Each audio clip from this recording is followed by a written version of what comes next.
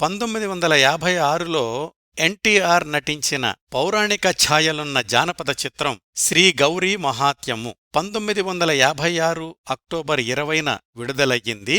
నిర్మాణ సంస్థ మహీ పిక్చర్స్. నిర్మాత పిఎస్ శేషాచలం. దర్శకుడు అప్పటికే ఎన్టీఆర్తో విజయవంతమైన చిత్రాలను రూపొందించిన డి యోగానంద్. ఈ చిత్రం కథేమిటంటే, అనగనగా ఒక మహారాజు. ఆయనకు 2 భార్యలు, సత్యవతి, సత్యభామ. సత్యవతి పార్వతీదేవి భక్తురాలు. ఆమెకు పుట్టిన పాపకు గౌరీ అని పేరు పెట్టుకుంటుంది. రెండో భార్య సత్యభామకు సంతానం ఉండదు. విషప్రయోగం చేసి సత్యవతిని చంపించేస్తుంది సత్యభామ.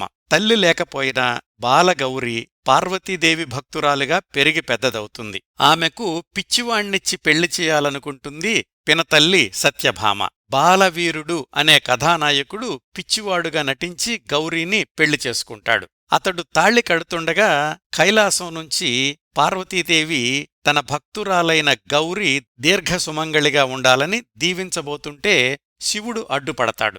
శాపవశాత్తు బాలవీరుడు ఎక్కువ కాలం జీవించడు అని ఆ బాలవీరుడి నేపథ్యం చెప్తాడు. పార్వతీదేవి తన వరప్రసాది అయిన గౌరి దీర్ఘసుమంగళిగా ఉండి తీరాలి అంటుంది. శివపార్వతులకు తగాదా వస్తుంది.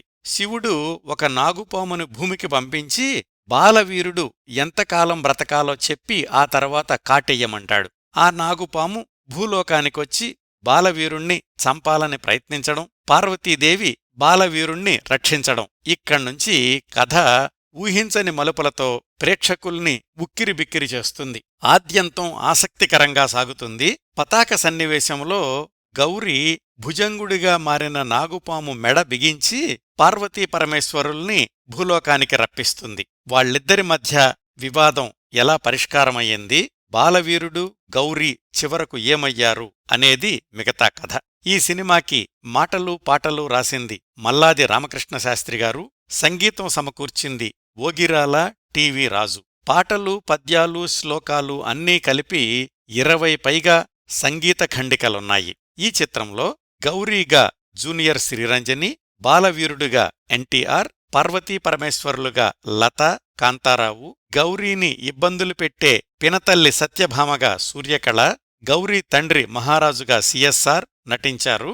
మరికొన్ని పాత్రల్లో రేలంగి, ముక్కామల, రాజారెడ్డి, సూర్యకాంతం, కుచలకుమారి మొదలైనవారు కనిపిస్తారు. ఈ చిత్రం చక్కటి విజయాన్ని సాధించింది.